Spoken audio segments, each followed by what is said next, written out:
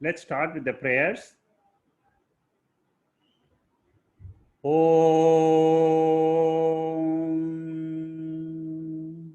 Bhadram Karnebhi Shruniyama Devaha Bhadram Pashyemakshabhiryajatraha Stirairangaihi Stuštuvagum Sastanubihi Vyashema Devahitam Yajayuhu Swasti na Indro Vriddasravaha Swasti na Pusha Vishwavedaha Swasti nastakshoraristanemihi Swasti no Brihaspati'r Dadatu Om Shanti Shanti Shanti.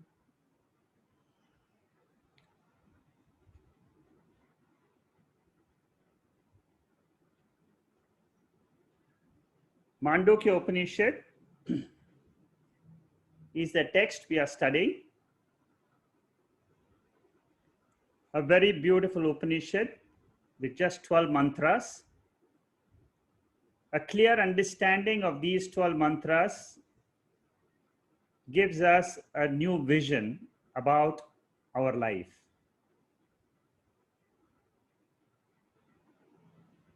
These mantras have got a tremendous amount of meaning hidden in them.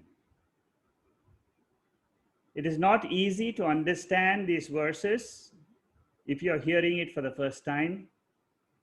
But if you have a proper background of going through the Tattva Bodha, the Bhagavad Gita, and then you come to this text, then it is quite easy.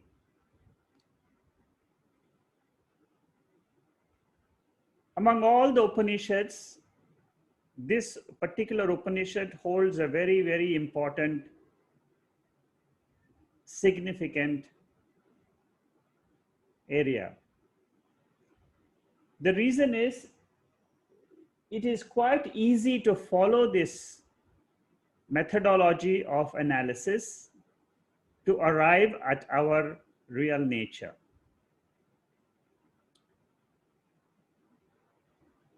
All of us go through these three states of experiences in life. Throughout our life, we experience a waking state in which we are aware of this external world.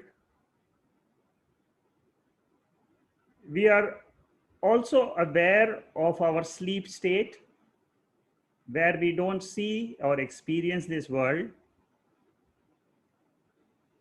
And in between these two states comes the dream state, where we have a glimpse of some other world, a very subtle world, for a few minutes, which is the dream swapna. This Upanishad takes in view a comprehensive vision of all the three states, and then it tries to find out what is the substratum for these three states. These three states are continuously changing, and we have absolutely no control on them. There is some controller for these three states, and I know that I do not control it because they just appear for me. If we have this question in mind, what is the substratum? Who am I in these three states? Is there anything else beyond these three states which I experience? Is there a possibility that I do not belong to these three states? That is the type of inquiry which we have to conduct. First, we understand the meaning of these verses, and then we must apply it to ourselves and see for ourselves, experiment it with our own self, and come to our own self-realization.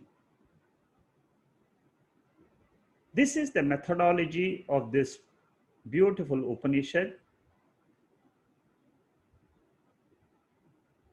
What this Upanishad teaches us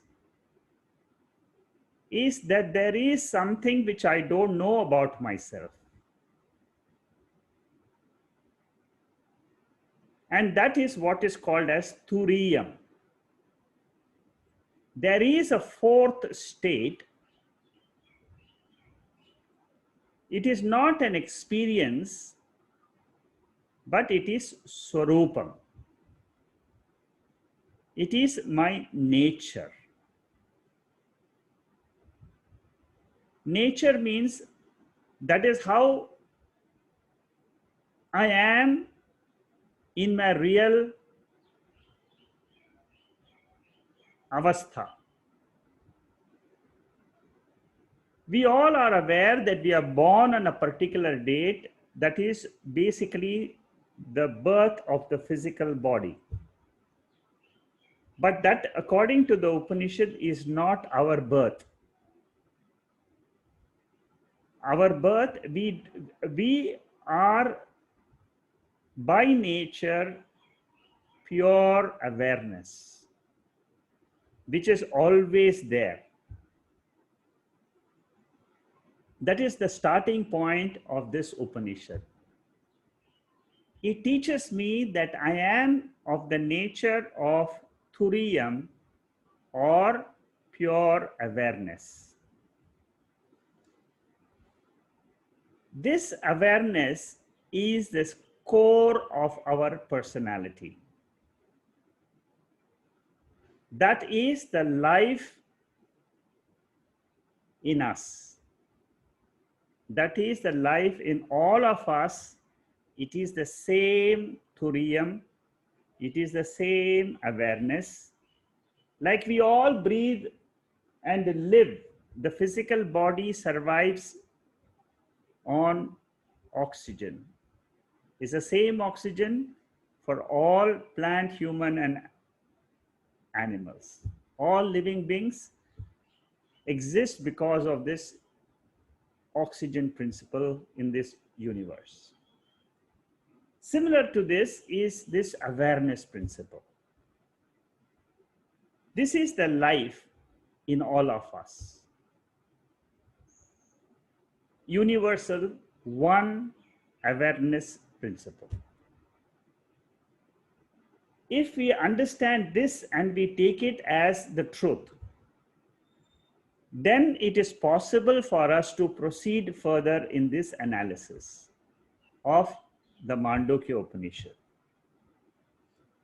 This must be very clear when we start the analysis, because based on this thuriya, this entire Upanishad is revolving. And in the very first mantra, it was said that this thuriya is nothing but Om. The word Om represents thuriya.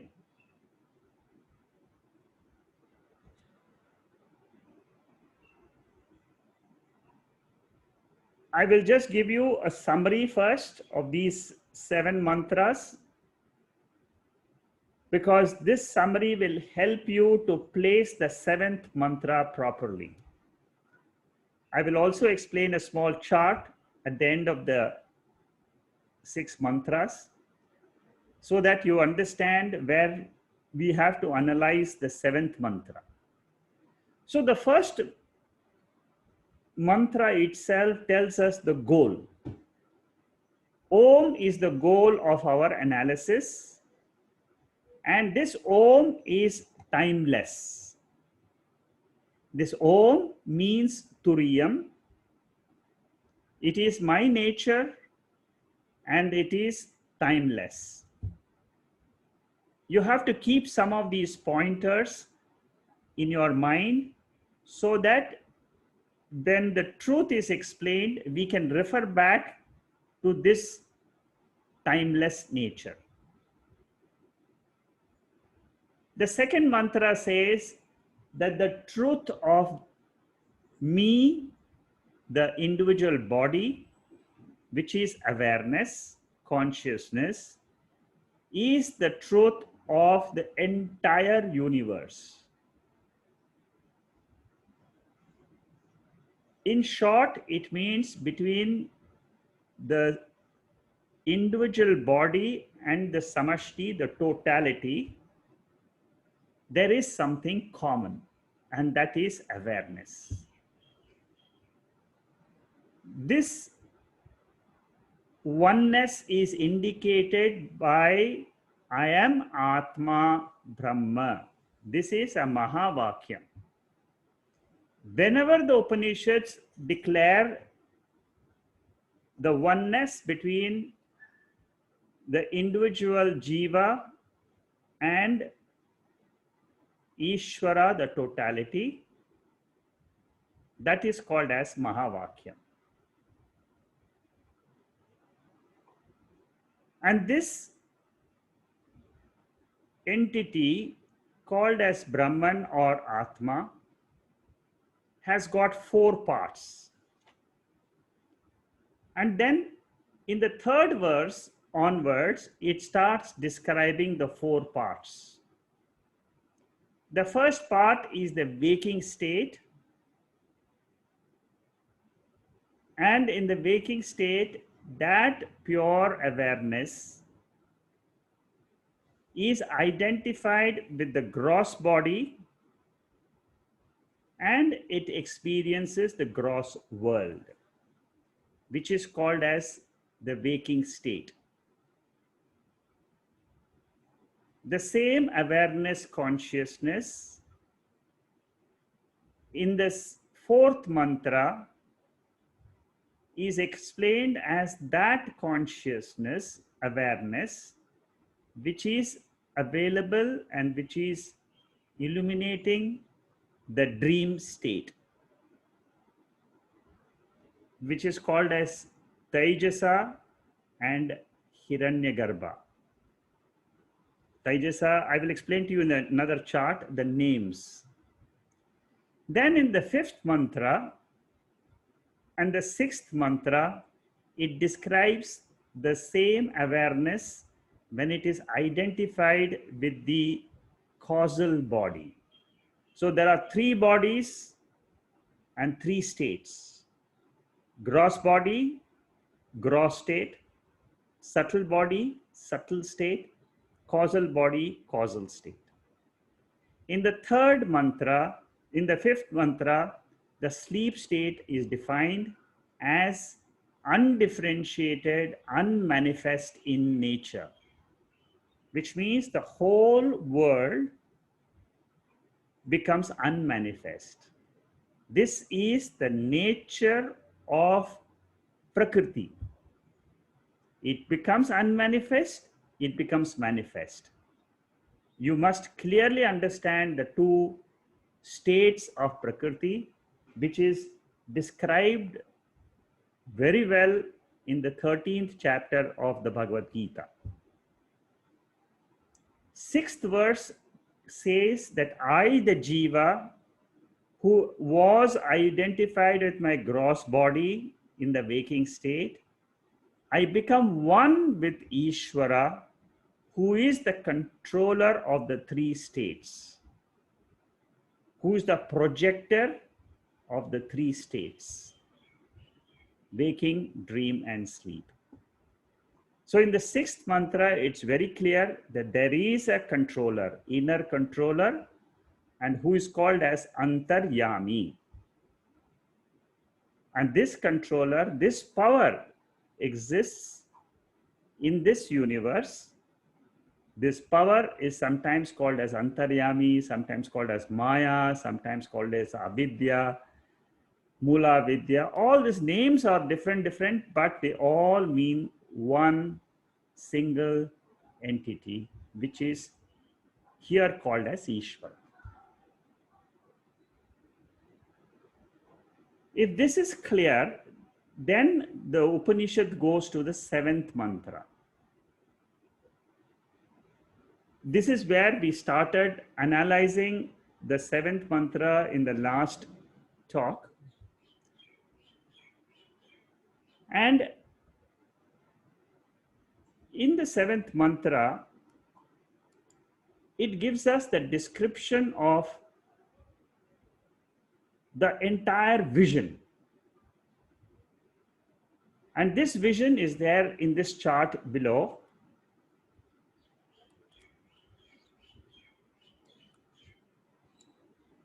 The vision of Mandukya Upanishad. We start with Thorium. Just for understanding purposes, don't look at waking state as a beginning. Assume that we are all Turiyam by nature. We are all Atma by nature.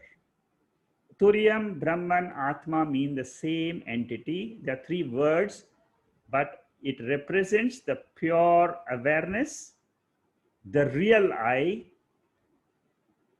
In this real I, there is no body. It is bodiless, mindless, worldless avastha. That is the Turiya avastha. You must be very clear so that the analysis is completely grasped by your intellect. If this is grasped by the intellect, then the entire Upanishad is very clear and you will accept the revelation of the Upanishad as the truth of this entire universe and the truth of my own body-mind complex. So in this thorium, awareness, I exist. And what is my swarupam in that? Taittiriya Upanishad says that my swarupam is pure existence, pure consciousness, pure bliss. Sat Chit Ananda. Sat Chit Ananda refers to my nature when I don't experience any body, any world, and any other thing in this universe. That is why it is called as advaitham. Advaitham is one of the words of description of this thuriya. Shankaracharya has written a lot of commentary on this one word, advaitham. And his whole principle of revelation of the entire Bhagavad Gita, Upanishads, Brahma Sutra, all is based on one word, Advaitam. Try to grasp the meaning of this Advaitam from this Upanishad when we describe Thuriya. So this Thuriyam is that pure awareness, which is the substratum for the three states which we experience. It is the substratum, it is the illuminating factor by which we are able to experience the three states in the three bodies. Then we say, let me start with the Sushupti Avastha. In the Sushupti Avastha, it is basically the sleep state. So, Thuriyam lies beyond the sleep state as the Nirguna Avastha. That means there is no gunas. The Sushupti means it is the state of a mind, of our own mind, and that is an ego state, It is called as the sleeper I. I identify with that state as a sleeper I, which is called as prajna. And what do I experience in that causal body? Through that causal body, I experience the state of ignorance about myself and the ignorance about the whole universe, because it is in potential or unmanifest condition. The universe is in potential condition. Universe includes my body-mind complex. It is in potential condition. Consciousness is still there. Thorium is still there. It is giving the power to be aware of that sushupti state, which is a single vritti, which is called as I don't know anything. Then that sushupti avastha, the ignorant state, projects two states. The seed of Jagrat is the sushupti. The seed of Swapna is the sushupti. So what happens is, because I don't know that I exist as Sat-Chit Ananda, that is my real nature. I don't know. I'm not aware of that.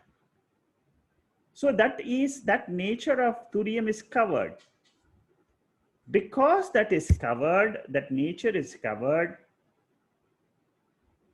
the mind, individual minds, you have a mind, I have a mind, all our minds, they project. When I don't know the rope, which is thorium, I project rope snake, which is the waking state.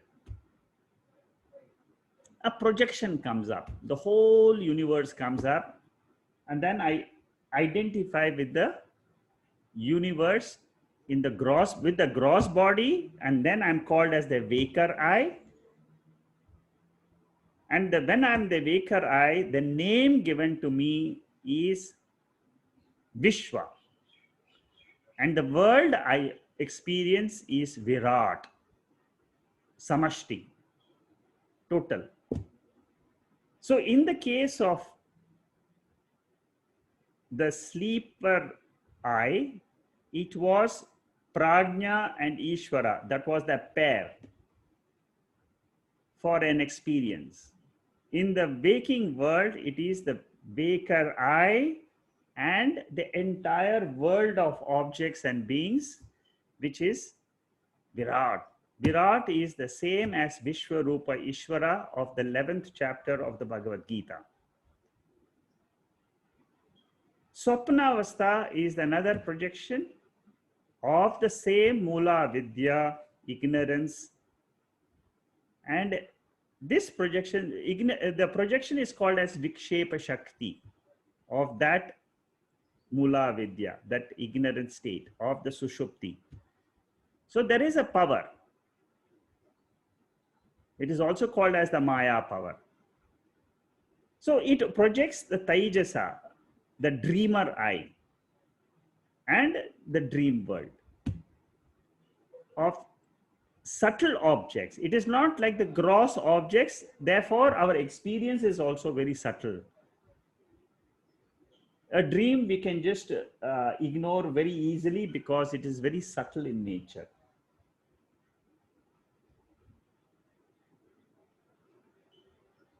So this is how, what this Upanishad is telling us or teaching us is, I am that pure awareness. The three states, waker I, the dreamer I, and the sleeper I, are anatma.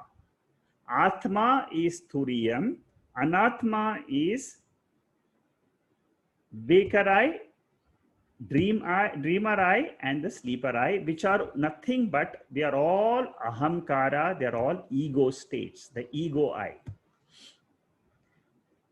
This is one lesson we must understand, the first lesson. The second lesson is, that this thorium is satyam. It is the reality. Normally we take this body, waker I as the reality. But now, after the knowledge of Mandukya Upanishad, we have to stop identifying this body experienced waking state as the real state. What I say now is the waking state, dream state, both are as good as appearances, they are as good as dream like. Very difficult to believe that the waking state is also like a dream state. But that is the truth which is revealed by the Upanishads.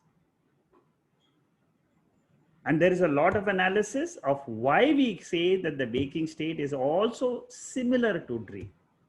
There is a lot of similarities in many advanced texts. Upadesha Sahasri, the 8th chapter there. Also, Upadesha Sahasri sorry, not Upadesha Sahasri, Uddhava Gita. Uddhava Gita is a part of Bhagavatam.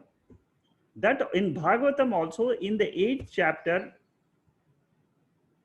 we discuss what is this waking state, dream state and all that. There also it is clearly said that thorium is our real nature.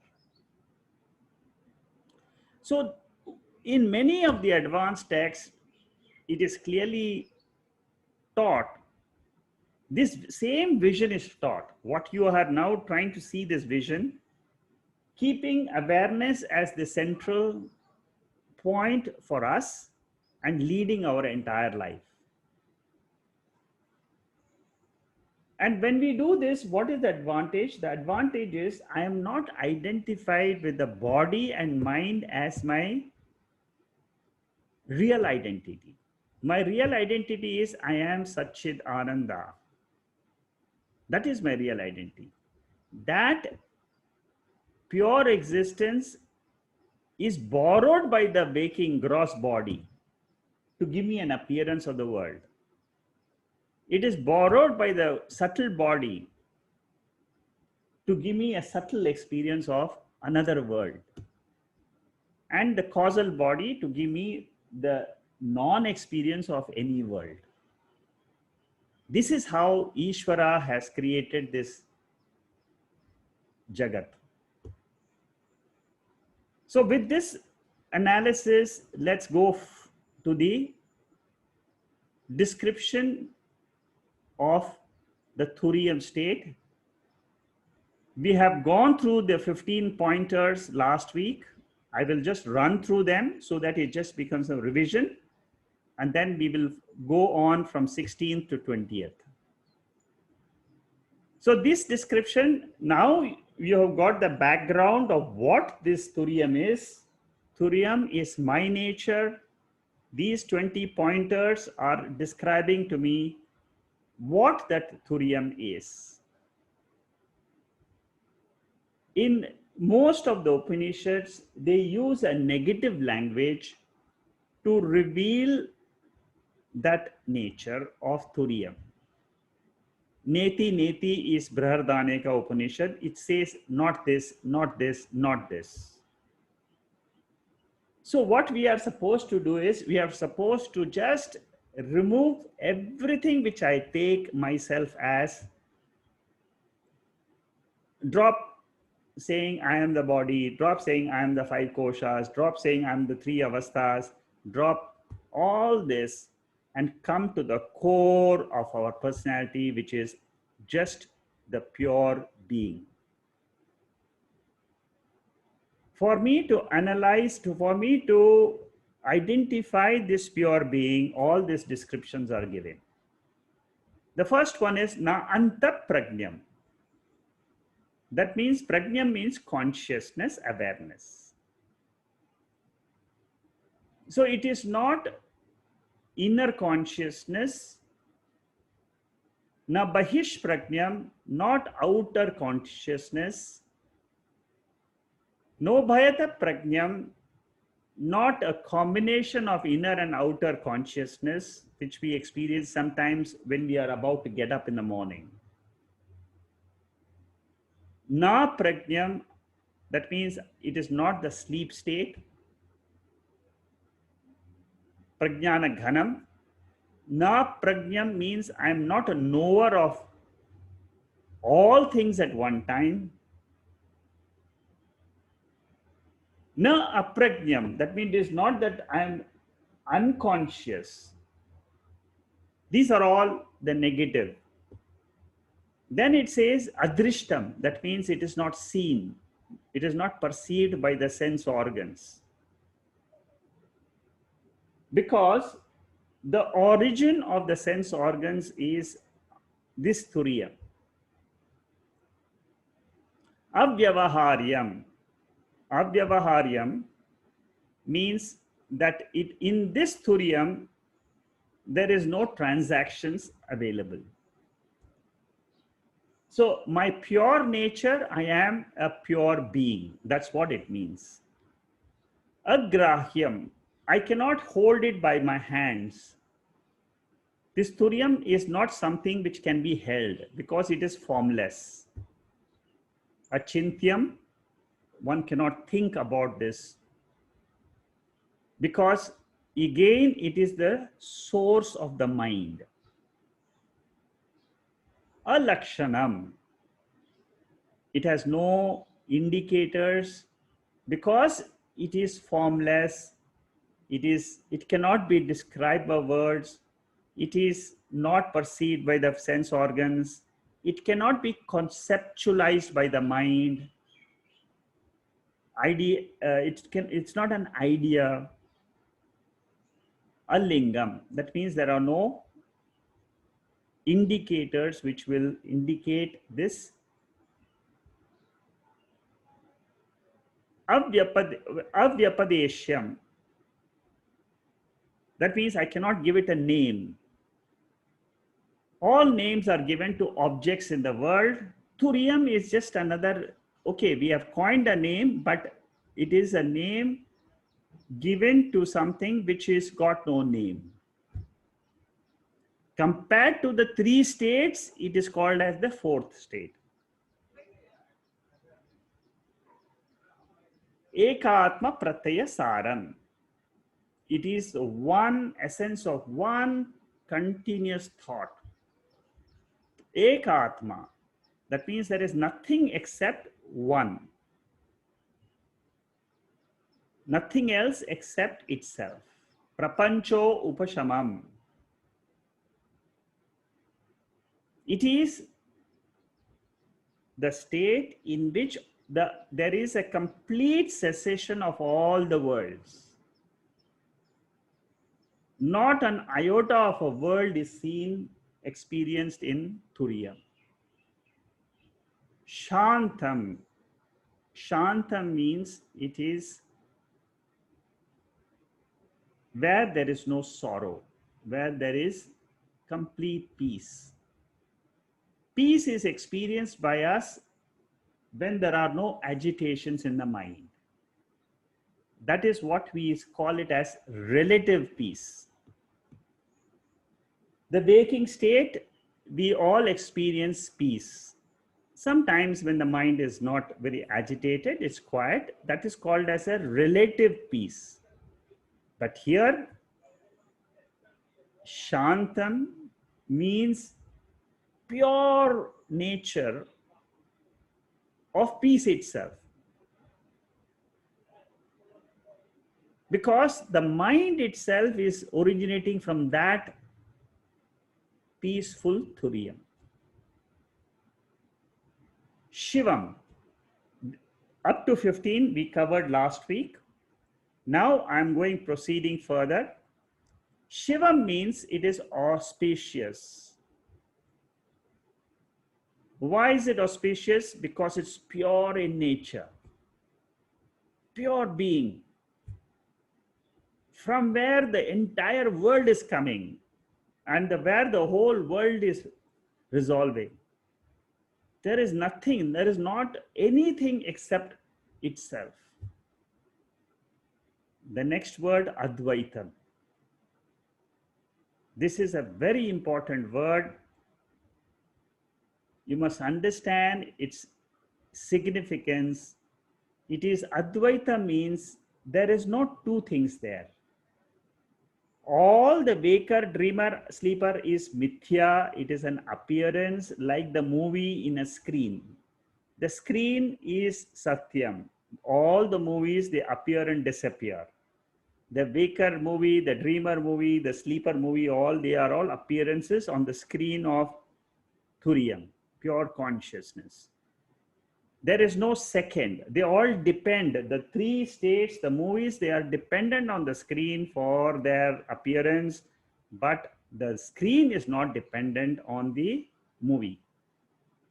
And there is no second screen. There is only one consciousness, ekam, one without a second. It is non-dual. That is why in 13th chapter, Lord said, I am the Kshetrajna in all the bodies. That means in every body, there is one awareness principle, and that awareness is a common universal principle. It is not that you have a separate consciousness, I have a separate consciousness, and then another person has another consciousness. There is one consciousness in which your body mind resolves with your world. There is the same consciousness. My body mind resolves into the same consciousness. Ultimately, what is there in this universe? One consciousness from which the entire universe, cosmos comes, and the entire cosmos resolves. What a grand vision of the Upanishad.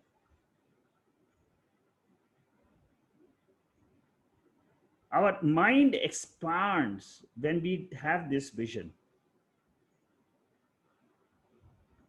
When the mind expands, our limitations are dropped. I am a small, insignificant being. That is dropped. I am one with Ishvara, one with this entire cosmos. There is nothing else in this universe except this pure awareness and pure being. And where is this? This is there in me. I can just drop all the identifications which I am used to identifying with the body and realize this nature. Each one of us can experience this. Not difficult.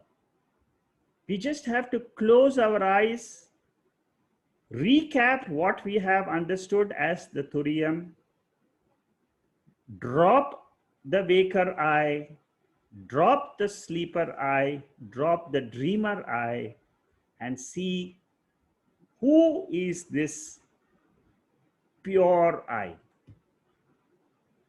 And this pure I, you match it with any of these descriptions: Shivam, Shantam, Advaitam, Prapanchopashamam, Na Bahish Prakyam, Na Antar Prakyam, No Bhayata Prakyam, Na Prakyam. You put all those and try to see whether this fits into the pure being.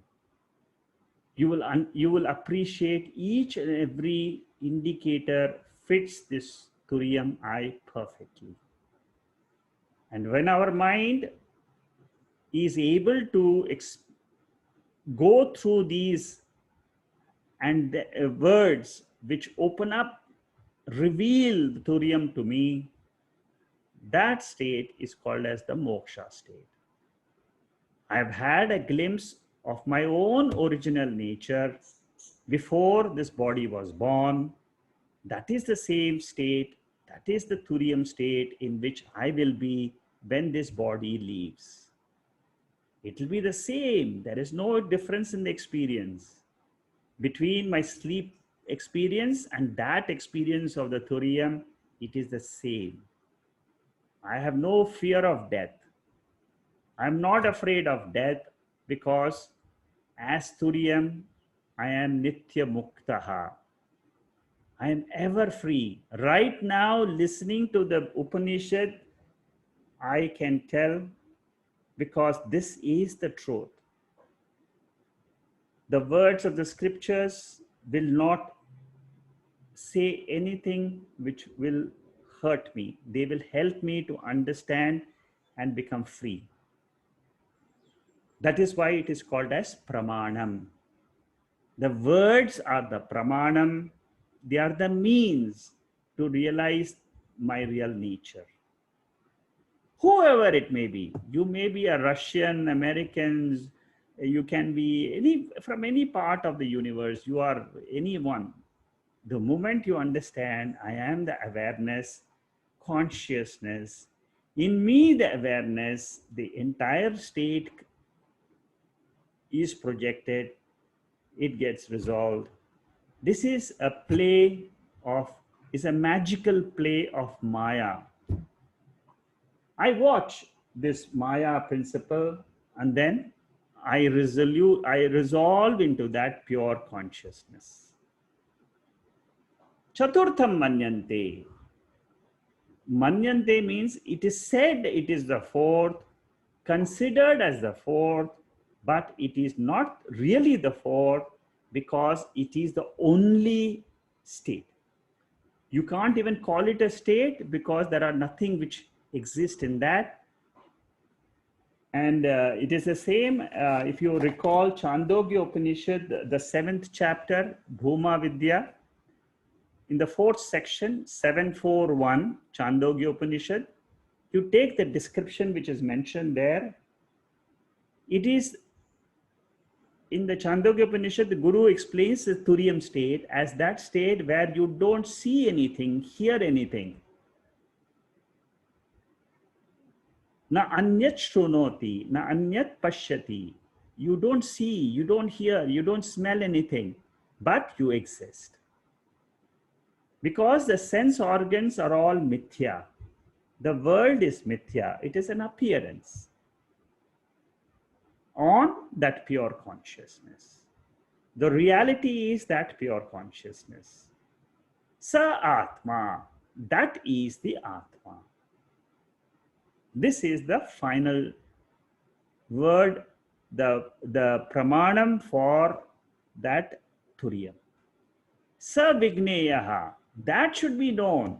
The world of waking, the world of dream, whatever you may see in the world of waking, all the knowledges which you pick up in the world of waking, physics, chemistry, all that is useful only for earning money, having a good life in the world. In our normal vyavahara, that knowledge which we pick up is vyavaharikam. It is vyavaharika satyam. It is there, helpful in our relative state. But it will not give us the moksha. It will not give us the freedom from limitations, the notion of limitations. We all have only a notion. It is a notion in the mind. I am a limited person. And this thorium knowledge removes lock, stock, and barrel that limitation. And in 1 second, you are liberated, knowing the real nature of thorium. It is a fact to be discovered. Those who come to Mandukya Upanishad, they learn this Upanishad, apply it, experiment with yourself. Upanishad is boldly telling us, go and experiment in your own life. Whether the waking state is real, no, it is just it's a fleeting, appearing, disappearing. 5 minutes ago, and now the last 5 minutes is gone, finished. Yesterday is gone. Last week is gone. Fleeting. That is the nature of the fleeting world of waking. The fleeting is the nature of dream world, sleep world. Fleeting. Comes and goes, comes and goes, comes and goes. Whenever there is a changing reality, it is supported by a changeless substratum. That is the law. For the dreamer, you can say the waker is the substratum. For the waker, there is a super waker called as Turiya, which is the substratum. Savigneya. So it is Atma is not the knower or the known, but it is beyond the knower and known. How it can be the object of knowledge? In the ignorant state, we think that we know our body to be real. That is where the problem is. This is what is called as ignorance.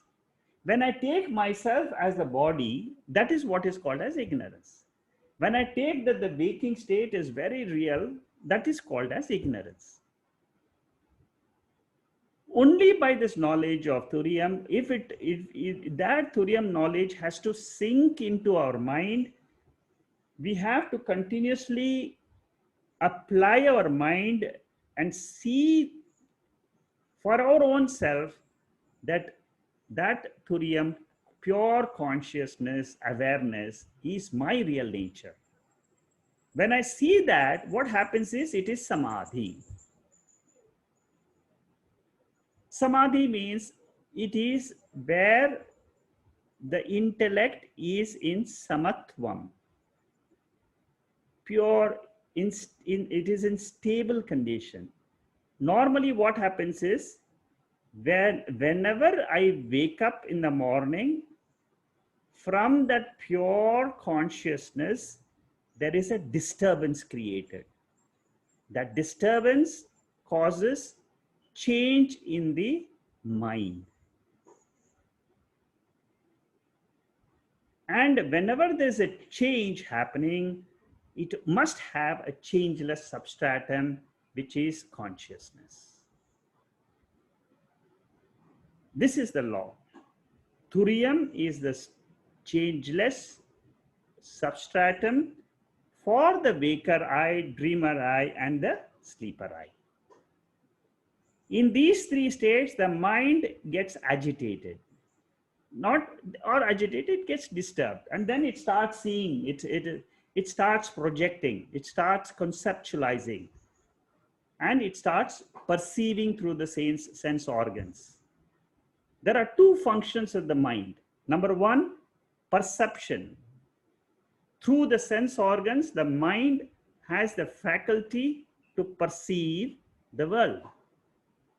The second is the mind has a conceptualizing faculty. These are the two continuously happening faculties in our mind. We perceive, we conceptualize. We perceive, we conceptualize. That is what makes our living.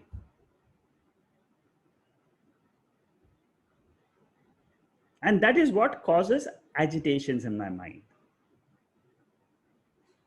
And this is an automatic thing. It happens to all of us. It is prakriti. This is what is called as prakriti. The disturbance in the matter world is called creation. So creation is what? Ultimately, creation is a disturbance in the mind, in the awareness. In the awareness, there is a disturbance caused by the mind's waking up and resolution. Mind's waking up, resolution. Every day we have a creation and a resolution. Srishti and pralayam. Srishti, pralayam. Srishti means creation when the gross world is seen. Pralayam, in the sleep state, it resolves. This happens at the mind level, anatma level. But at Atma level, which is pure awareness, which is the awareness consciousness principle, nothing is happening. It is no disturbance. It is Satyam. Independently, it exists. This is what is called as Vigneya. This is what I should understand. that there is only one thorium which is appearing as the three states. The pure self itself is called as Virat, Taijasa, and Prajna. There are no two things in the universe. Universe is Advaitham. Substratum for the Virat, Taijasa, Prajna is this Thuriya. They are all only appearances and then they go back. They appear, disappear, appear, disappear. So with respect to the conditioning of the mind with the gross body, I am called as waker. Like what? Like a drama actor. A drama actor, he may act like a landlord or a beggar or a prime minister or a president. The actor has got three roles, but free from the three roles which he plays, he is Thuriyam. The one who played the three roles is Thuriyam. The same Thuriyam is given the name of a beggar, landlord, or a prime minister, or a king, or a policeman, or a doctor, or an engineer. It's all names. They're all names given to the mind which wakes up, the ego which wakes up. Then the ego attaches to the body and then it gives us the experiences. Nirvana Shatkam. So you're neither a father or a son. If you ask anybody, are you a father? You should say, I am a father. Yes. With reference to my children, I am a father. Am I a son? Yes. With reference to my parents, I am a son.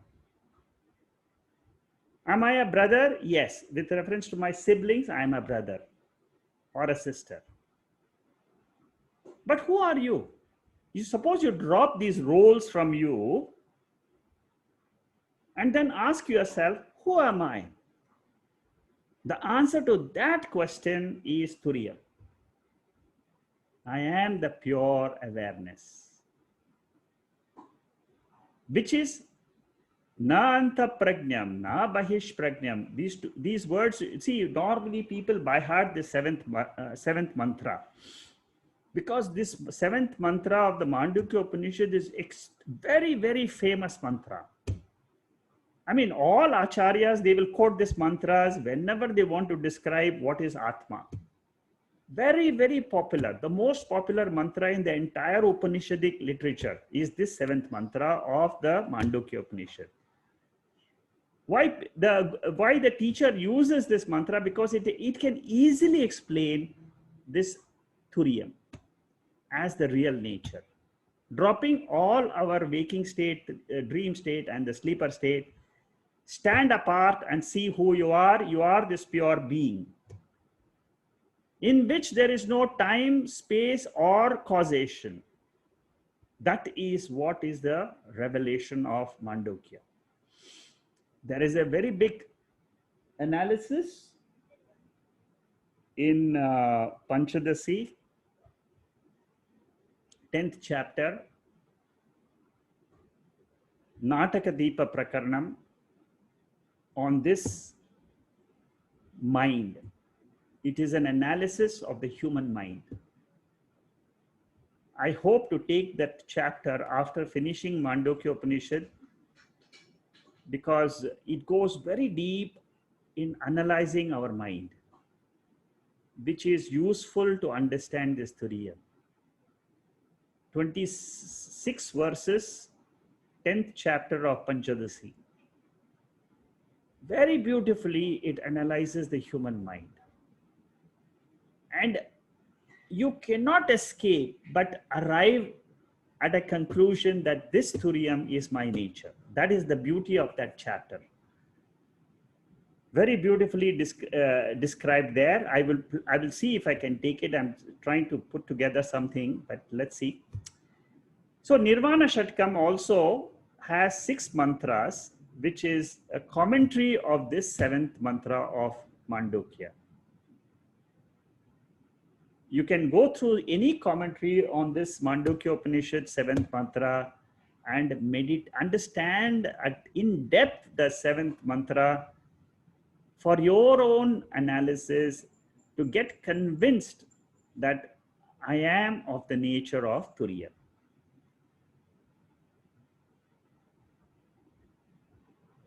I am not the buddhi, the mind.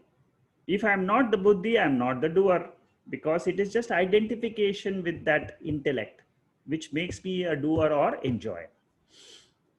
Who am I when I'm not identified with the intellect? I am Thorium. That is what is the revelation of the seventh mantra.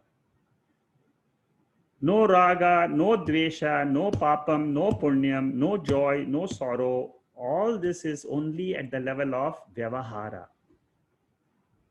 Because in vyavahara, in the waking state, all this is relevant. But in thuriam, none of this is relevant because I am pure bliss.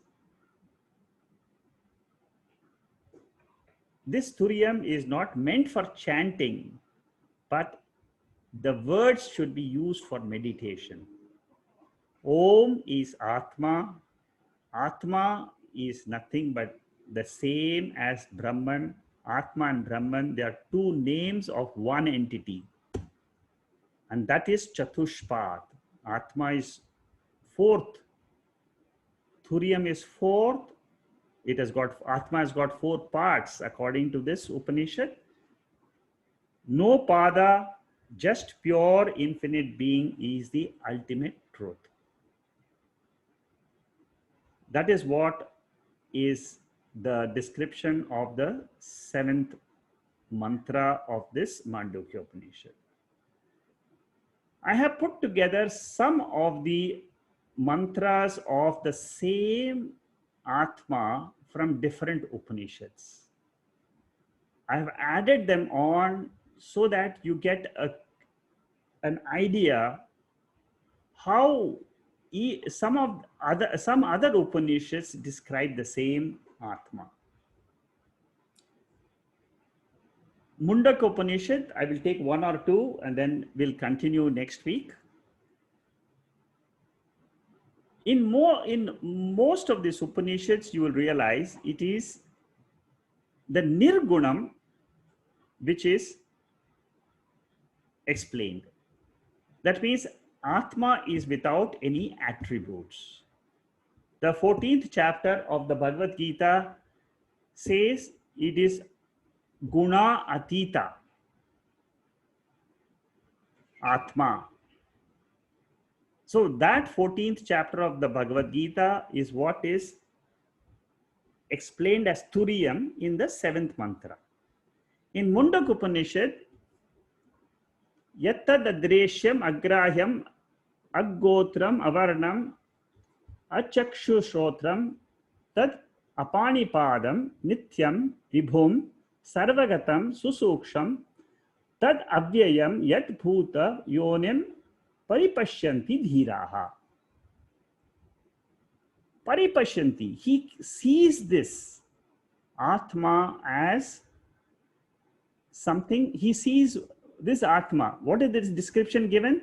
Invisible, ungraspable, unoriginated, attributeless, that which has neither eyes nor ears. Just now we saw this Thuriam state is where it doesn't have any, it's bodiless, mindless. That's what we have seen. Same thing here. It is eternal, nityaha. And it is all pervading. Now see, this so far is description of this Thuriam with reference to the Nirguna state. Then it says that same Nirgunam is appearing as all manifestations in the world. Because it is these manifestations of the whole universe is nothing but Thuriam, then we say it is all pervading. With reference to the world, we say it is pervading. That consciousness, that Atma, when it gets reflected in this body mind, it is called as Sakshi. Same Atma. Thuriam is called as Sakshi when it is reflected in the body mind. And it is called as Sarvagatam when it is reflected in the entire universe. And it is subtlest of the subtle because it is beyond the causal state, causal body. That imperishable being is what the wise perceive as the source of all creation. Just now I was explaining. From that thurium only the whole waking state is coming. From that thurium only dream state comes. From that thurium sleep state comes, and all are resolved back into the same thurium. So now you can see the connection between the seventh mantra and the Mandukya Upanishad. They are all defining, trying to reveal the same Atma, the same Brahman. I will continue with the Keno Upanishad next week. So I have a few mantras of Katho Upanishad, Kaivalya Upanishad, Taittiriya Upanishad, Brihadaranyaka Upanishad, Chandogya Upanishad, Gita. All this I put together so that our nature of thuriam is clear to all of us. After doing this Mandukya Upanishad, you are a very senior student of Vedanta. Anybody who has done Mandukya Upanishad is a very senior student, because in this Mandukya Upanishad, the seventh mantra, if it is understood properly, then you are a liberated person. You are a mukta person. You are free from limitations of the mind, limitations of the body, which is what is expressed in all the Upanishads, which we will continue next week.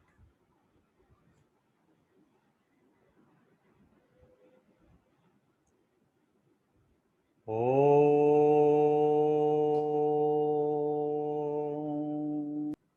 Purnamada Purnamidam Purnat Purnamudachyate Purnasya Purnamathaya Purnameva Vasishyade.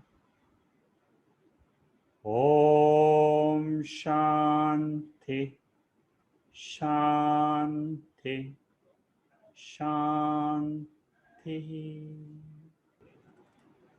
We'll go through the questions on the notice board. Akshay is asking, for dreamer, waking is a substratum. For waker, thuriya is a substratum. Then for sleeper, what is the substratum? Good question. When you understand that for the waker, for the dreamer, waker is the substratum. For the waker, the thurium is the substratum. When you understand these two, the sleeper doesn't exist anymore, because the ignorance is gone and you are one with thuriya. This is one way of expressing it. This is at a junior level. At a senior level, when a student has understood that everything gets resolved in thuriyam, then we say that pure thuriyam is the substratum for all the three states. Initially, when the student is not able to appreciate the paramarthika tattvam of thuriyam, for the initial student, in the initial phase, for a junior student, we say waking is the substratum for the dream. This is initial phase. When the student is not able to appreciate what is this thuriyam, he has not got the full grasp of thuriyam. So initial stage, we say waking is the substratum. But in the final stage, we say for all the three states, there is only one substratum. All the three states are mithya, appearances on one substratum, which is Satyam, which is that Atma. Yeah, Akshay, is it clear?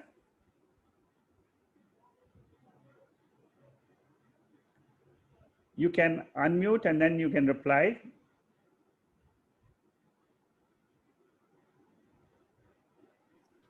Yes, yes, yes. Yeah, Akshay, are you clear? Yes, yes. Okay, very good. Okay, so I think these are all the questions. These are things in the notice board. Anybody else has any other questions or any other doubts? Deepak, yeah, tell me. So you have in the eighth part of the non-attributes of Atma, you have mentioned that it is not the knower. Yes. But we also so that is one part I want to understand, because we always say that the knower and the known, experience and experience. Yes. The second is you were talking about the. So shall I answer the first part first? Yes. Yes. Okay. You see, whenever we say that Atma is not even a knower, we should clearly understand there are two types of knowers. Like in Drigdrishya Viveka, we have seen that for the objects outside, the eyes are the knower. Yes. For the eyes, the mind is the knower. For the mind, the Sakshi is the knower. So when I say Atma is not even a knower, I'm referring to the ultimate thorium, which has got nothing in it. When I say Atma is a knower, I'm coming back to Jiva, down to the Vyavahara state. Whenever the mind and the body is seen, Atma becomes a knower. In relationship to the Jiva and this world, it is a knower, but otherwise it is a pure consciousness that pervades everything. Yes, that's correct. Understood. That's the way you understand. Yeah. Okay, clear. Very good. Second question is between you have mentioned that you have brought in the element of antaryami. I heard you saying antaryami. That is the name of Ishvara. And you also said that Maya can be antaryami. Yeah, Maya is also the name of the same Ishvara. You see, another name of Maya is Antaryami. Another name for Antaryami is Agyanam. Another name for Agyanam is Avyaktam. Another name for all these are all synonymous. Yeah. So, and Antaryami is Prajnanam is also another name for Antaryami, because it is the same principle where everything is an unmanifest state. So Maya is Maya is unmanifest state. Prakriti unmanifest state is Prakriti, Maya, Ishvara, Antaryami, Avyaktam, Avidya, Mula Avidya. All these are referred to as the same one entity, which is called as Ishvara. The unmanifested state, unmanifested state of Brahman is Maya, unmanifest state state of the world, not Brahman. Prapancha. The whole universe, the unmanifest state of the whole universe, Prapancha, is called as Ishvara or Maya or Prakriti, which is our sleep state or the causal body. You see, the causal body, causal Prapancha, when we say, that is what is Ishvara. That is what is defined in the Upanishad as Antaryami, a name given to that causal Prapancha, where the universe is in potential condition.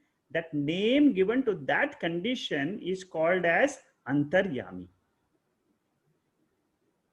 It can be used synonymously. Ishvara, Antaryami, all this can be used. You can just, according to the context, you can use it. I've understood. It's just that, it brings the consciousness. The consciousness which gets reflected in that unmanifest condition is that Ishvara. Consciousness is still there. Brahman is still there. But Brahman, like I said, the same consciousness, when it is reflected means what? As soon as the body and mind is seen in the waking state, That consciousness is reflected in the body mind. And that consciousness is named as Sakshi. Without that reflection, it remains as what? Turiya. The same consciousness in the unmanifest condition, in the sleep state, is called as antaryami. Maya. Maya. Maya is one of the powers of Brahman. Yes. The wailing power of it is has the two same, powers. Yes, it is the consciousness which is the power. The whole power of consciousness is antaryami. The same power is the whole universe. Okay, fine. That is why we say universe, and we cannot say God and world. We only say God exists. Because world is nothing but a power of the God. Because in thorium, everything resolves. When So we say thorium is God, in a sense. God, I mean, yes, it is God. but when Advaita, do we say specifically that thorium is God, or we just leave it at? No. In order for understanding clearly, technically, it is not called as God. Yeah. What is it called? Technically, it is called as Brahman. That is why we say Aham Brahma Asmi. We don't say Aham Ishvara Asmi. So Brahman is therefore what? Is Thuriya. So it's a consciousness that pervades. Pure consciousness. But it's not Without one the creator.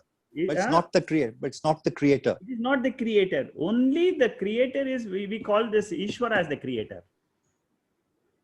The Ishvara is the creator. We say Brahman is the causeless nature of this creator. It cannot be even called as a cause, because this is a appearance. See, for dream, we can't put any cause to it, because we just say that it just appears. That's all. It came, it went away. Similarly is the whole waking and the sleep. So we say all the three are just appearances. The real entity in the whole universe is only Brahman. That Brahman is what? It is the super waker. It is the same waker, but without the body, mind, and this world. That's all.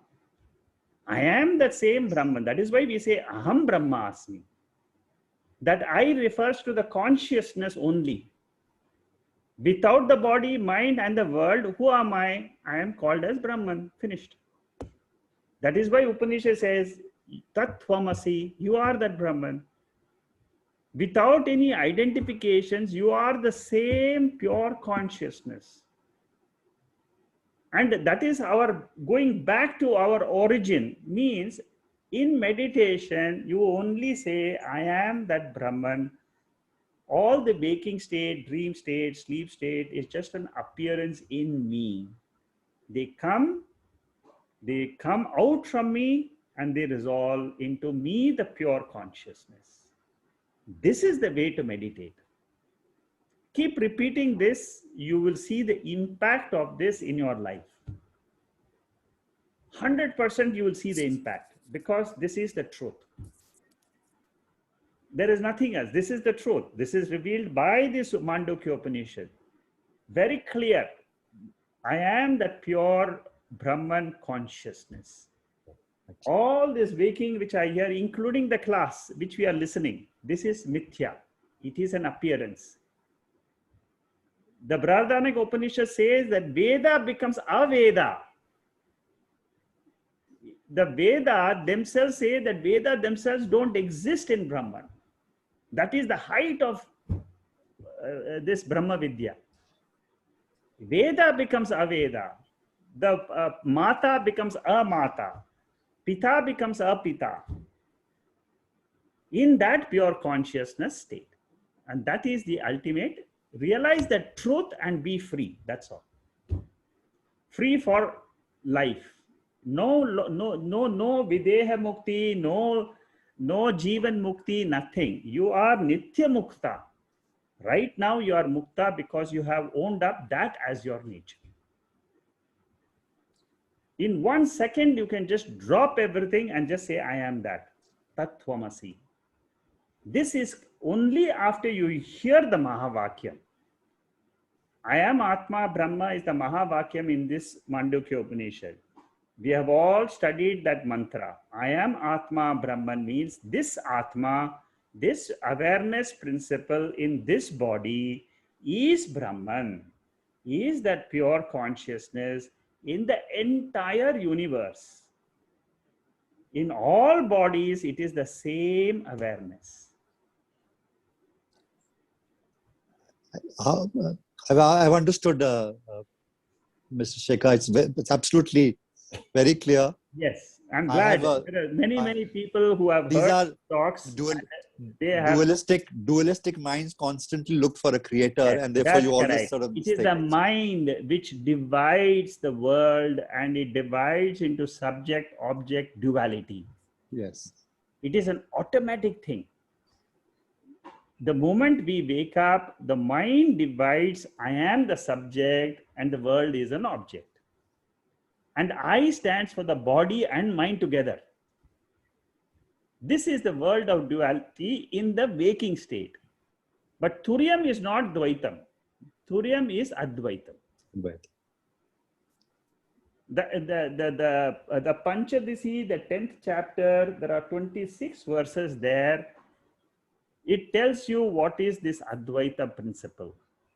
That is an extension. If you ask me, it's a beautiful extension of this Mandukya Upanishad, because We should do it. yeah, it is an extension of this Upanishad, and it tells you how to look at my own mind.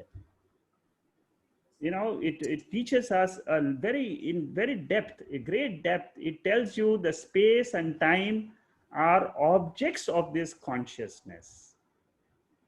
Very big depth of what is space, what is time, how do we experience time in us, how do we experience space in us, is all beautifully explained in that Panchadasi 10th chapter. That's why I want to try to see if I can take it. It will be nice. No, Yeah. certainly. It'll be nice. Okay. Anything else from anybody else? Mr. Shekhar, Jacqueline here. Yeah, I have one Jacqueline. question. Based on this discussion, that I'm just hearing, unmanifest, am I allowed to say that the thorium is equal to unmanifest? And because consciousness illuminate, and therefore we wake up, and there's a wake up and a dream. But then the whole universe is supposed to be unmanifest. Correct. You see, the universe, when we say the world, okay, the world includes your body and my body. What we say is that this universe or the world has got two conditions. One condition is manifest, which we see in the waking state. Yes. There is another condition of the world which is unmanifest, which is sleep. Is it equal to thuriya? No, it is not thurium. It is sleep. Oh, unmanifest is sleep. Yes. But then thurium is consciousness. Thurium is the pure consciousness, awareness, in which this whole drama of manifest, unmanifest is coming and going. Okay, got it. So because I'm confused by the unmanifest, because you based should on the use the word unmanifest only for the universe, not for the consciousness. In the sleep state, it's an unmanifested state. Yes, the sleep state, the universe goes into unmanifest. Unmanifested state. Yes. Yeah, that is okay. That's okay. Because my understanding, because I was like, during the discussion, there's a thurium. So I'm like, what is thurium? Thurium is equal to consciousness. That is yes. Yes, and you're then, right. And then whatever, whether manifest or unmanifest, it's just like during dream and sleep, that is unmanifest because nothing happened. But then during wake up, because the pure consciousness, the the energy, I mean, I call it energy or the light, you know, it kind of like illuminate for us to wake up. And when we wake up, we say, oh gosh, this is good. And this is okay, this is so, and this is whatever. And This is the therefore, manifested state. That's correct. Yeah, your understanding is perfect, Jacqueline. Wake- Good. good. Yes. Appreciate. Thank you. Very good. I'm very happy to see so many people are able to understand the thuriam now. Very good. Okay, any other questions from anybody? Yeah, Rohit, do you have any question? No, Shekharji, it's very clear. Yeah, this is Mandukya Upanishad. I'm taking for you the second, I think second time, right? Yes. So this time I'm going a little bit differently than what I did in the first time. So Yeah. So you can see the impact is very different this time because there is some additional information I'm throwing in with reference to the consciousness and as the world appearing and disappearing in consciousness, you know. Right. So you will be able to appreciate this aspect of this thuriam much better now because you have gone through it and now it's like a relearning, you know, it's the same thing you're repeating. And as you learn further and further, what happens is this thuriam becomes more and more real for you. You see, it was hidden before, and now the mind is able to open up to that, open a window into that pure nature, where you are there and you are free. You are no longer connected with the world. You are still there. You are existing. You are conscious, and you are total bliss. And once you get that window opened for you, that is what is called as moksha. I just want to ask a question, Shekhar. Once you have this awareness steeped into you, Yeah, and acceptance, which goes very much deep into the very core, yeah. how do you then react or respond? Respond is the right word to the waking world. Okay, that's a very good question because then the responses become very alert with alertness. See, your responses are sometimes mixed up with rajas. That doesn't happen anymore. See, you're no longer confused. What needs to be done, you're clear. You will do it. In any situation, morning to evening, once this window of thuriam awareness is opened up for you, the benefit, the main benefit is your organs are organs of knowledge, all the five senses and the mind, they become very pure.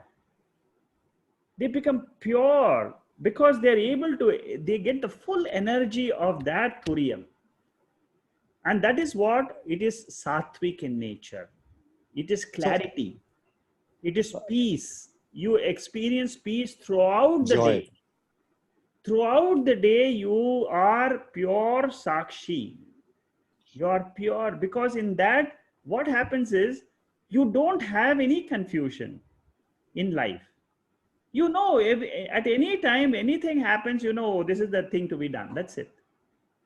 The clarity of your actions becomes phenomenal. Really phenomenal, because at any time you are ready to act, number one. Number two, you are also have the clarity to know that this is right, this is wrong, and I will proceed. And is it possible for householders? Yes, 100%. This is 100% possible for householders. This knowledge is very real of the pure being. This knowledge is very real, and it is the mind which is throwing some obstacles to accept this knowledge as the truth. That mind projecting nature of the mind through keep asking, you know, covering that nature of sakshi, that once that stops, what happens is this, whether you are a grahastha or a sannyasi or a brahmachari or a vanaprastha, doesn't matter. If you get the knowledge of this thuriyam at any avastha, in any ashrama, to anybody, whether he is from any part of the world, because ultimately that is the truth of our nature. You see, if somebody says that you are a human being, instead of human being, you've been thinking, no, I'm not a human being, I'm a monkey because I look like a monkey. No. Suddenly you get to know, I'm not a monkey, I'm a human being. Now, suddenly you come to know, I'm not a human being, but I am a pure being. I'm a pure being. I'm not. The human is a form given to a body. This body will go away, but my beingness will not go. I am Turiya means I am a pure being. That is nityaha. Nitya means it never goes out of existence. The body appears and disappears, but your pure being nature will never leave you. And that is the realization. So it is very much practical. That is why I say experiment it yourself. Go into the experiment mode, look at yourself, clear your own doubts and say, it is my mind which is throwing these projections of doubts, and the Upanishad is clearly telling me, I am not this mind. I am the seer of the mind. As a seer, I am a substratum. Substratum means I can never objectify it as a in front of me through to be felt by the mind or to be seen as a thought. No, I cannot objectify the Atma. I can only say I am that Atma. All the time you can say and remain as Atma. This is the biggest shock absorber for us in the life. The knowledge of Thuriyam Atma is the biggest shock absorber. Nothing will disturb you. You will only say, so what? Let me proceed. Let me go to the next stage. I have heard the bad news. Let me go ahead. Life is still on. Let me proceed. That is what is the benefit of Thuriyam knowledge. And it is practical. I give you 100% guarantee. It is practical. You can experiment with it. If it is not, if you are not able to still have a conviction about it, my only thing is keep listening. The right listening one day will give you the result of the knowledge, the clarity in knowledge. And it grows. Our knowledge keeps on growing. See, it is because our impurities in the mind are the cover today to open up that glimpse of the truth. Okay. Mr. Shekhar? Yeah? Mr. Shekhar, so Thuriyam is equal to Atma, is equal to Brahman, Yes. and is equal to Ishvara. Yes. Okay, appreciate. Okay. Thank you. Okay. Sekhaji, हाँ बोलो Babai. this one, as you said, the sleep state is unmanifest, is it? Correct. The sleep And- state is the unmanifest. You are right. And the deep sleep is Same. Same. manifestation. No. Deep sleep and sleep is the same. Oh, I see. There is only one state called as sleep state. Whether you call it deep sleep, you don't call it deep sleep if you are dreaming. In sleep state, if you are dreaming, it is called as not deep sleep. When there is no dream, it is called as deep sleep. Clear, right? So in sleep, we don't have this manifestation. Yes. In sleep state, there is no manifestation of the world. That means there is no Babubai, there is no Deepak, there is no, there is no Jacqueline, nothing. It's all in unmanifest condition. Because there's no experience, There is no experience, nothing. That is why it is called as Maya. Maya. You see, the moment you understand that is Maya, what lies beyond Maya is this Thuriya. Thuriya is the one which controls this Maya. Maya is the veil. Yes, It's the curtain. is the veil, is the curtain. And I removed the curtain. I have removed the curtain. I have known myself, which is beyond that Maya. In that Thuriyam, there is no world. That's all. That is what is the Upanishad trying to tell me. Remove the covering of the curtain of Maya, which is the sleep state, and realize your true nature. So by jnana we have to remove that. Huh? Through jnana. Through knowledge only we have to Only remove. through jnana. That's all. Physically, you can't do anything about the sleep state, dream state, and all that. You can't go into the sleep state and say, I'll remove the curtain and all that. Nothing. This is only through jnana. Only through knowledge you are, that is why you are called a wise man. Wise man means what? A person who has got control over his mind. Because of the knowledge of Atma.